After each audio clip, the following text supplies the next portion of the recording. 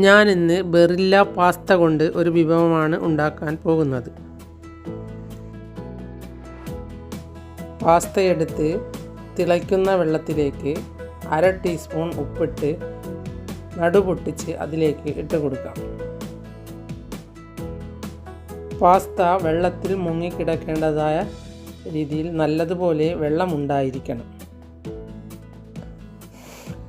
ഇത് വേവുന്നത് വരെ നമുക്കൊന്ന് വേവിച്ചെടുക്കാം. ഇത് വെന്ത് കഴിഞ്ഞാൽ നല്ല സോഫ്റ്റായി കിട്ടും. അപ്പോൾ നമുക്കൊന്ന് എടുത്ത് നോക്കിയാൽ മതി. വെന്ത് കഴിഞ്ഞാൽ ഇത് ഊറ്റി കുറച്ച് ഓയിൽ ഒഴിച്ച് ഇളക്കി വയ്ക്കാം. ഓയിൽ ഒഴിച്ച് ഇളക്കുന്നത് പറ്റിപ്പിടിക്കാതിരിക്കാൻ വേണ്ടിയാണ്. ഞാൻ ഒലീവ് ഓയിലാണ് ഒഴിക്കുന്നത്. ഒരു പാനിലേക്ക് 1 ടേബിൾ സ്പൂൺ ഓയിൽ ഒഴിച്ച് കൊടുത്ത് അതിലേക്ക് 5-6 വെളുത്തുള്ളിയും 1 കഷ്ണം ഇഞ്ചിയും കൂടി ചതച്ച് കൂട്ടിയിട്ട് ഒന്ന് വഴറ്റിയെടുക്കാം.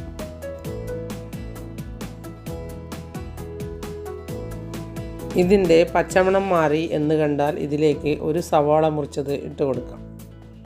ഒന്ന് നല്ലതുപോലെ വഴറ്റി കൊടുക്കാം. ഇനി ഇതിലേക്ക് ആവശ്യത്തിനുള്ള ഉപ്പിട്ട് കൊടുക്കാം. ഞാൻ 1/2 ടീസ്പൂൺ ഉപ്പാണ് ഇട്ടത്. ഇനി ഇതിലേക്ക് ക്യാരറ്റ് നീളത്തിൽ മുറിച്ചത് ഇട്ട് കൊടുക്കാം. ഇനി ഇതിലേക്ക് 1/2 ടീസ്പൂൺ കുരുമുളക് പൊടി ഇട്ട് കൊടുക്കാം. അതും ഒന്ന് നല്ലതുപോലെ വഴറ്റിയ ശേഷം അതിലേക്ക് 1 ക്യാപ്സിക്കം മുറിച്ചത് ഇട്ട് കൊടുക്കാം. ഇതും നീളത്തിൽ മുറിച്ചത് തന്നെയാണ് ഇട്ട് കൊടുത്തത്. ഇനി ഇതിലേക്ക് 200 ഗ്രാം ചിക്കൻ, 1/2 ടീസ്പൂൺ കുരുമുളക് പൊടിയും ആവശ്യത്തിനുള്ള ഉപ്പും ഇട്ട് ഒന്ന് വേവിച്ചെടുത്തതാണ് ഇത്. അത് ഇതിലേക്ക് ഇട്ട് കൊടുക്കാം.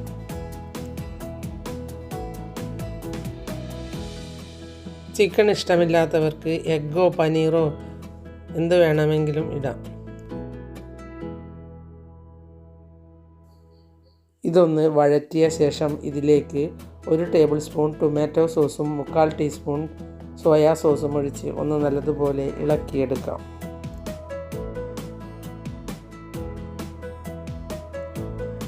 ഞാനിവിടെ 150 ഗ്രാം പാസ്തയാണ് എടുത്തത്.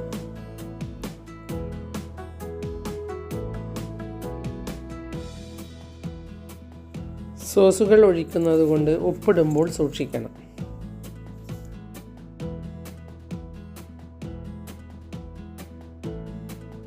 ഇനി ഇതിലേക്ക് 1/2 ടീസ്പൂൺ ചില്ലി ഫ്ലേക്സ് ഇട്ട് കൊടുക്കാം.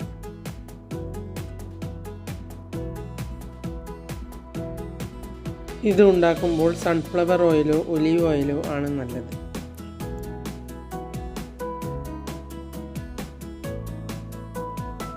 ഇനി അതിൻ്റെ പച്ചമണം മാറി എന്ന് കണ്ടാൽ നേരത്തെ വേവിച്ച പാസ്ത ഇട്ട് കൊടുക്കാം.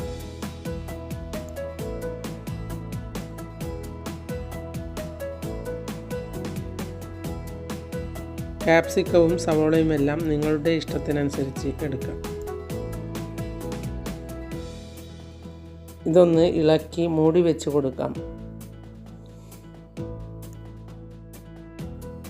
ഇനി ഇതിലേക്ക് 1 ടേബിൾ സ്പൂൺ ഗാർലിക് ചീസ് ഇട്ട് കൊടുക്കാം.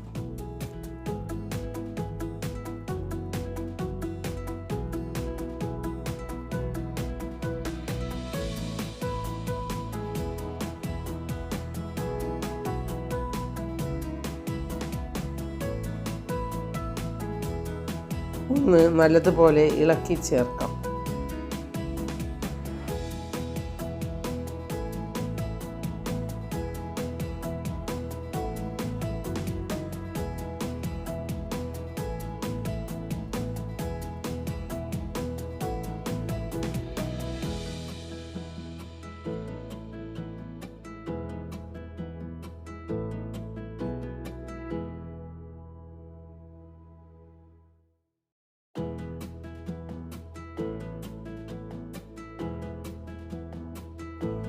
ഇനി ഇതിലേക്ക് കുറച്ച് മല്ലിയില മുറിച്ചത് ഇട്ട് കൊടുക്കാം. ഒന്ന് മൂടി വെച്ച് കൊടുക്കാം.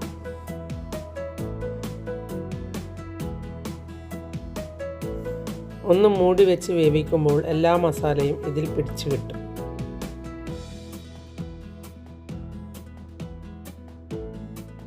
ഇനി സ്റ്റൗ ഓഫ് ചെയ്യാം.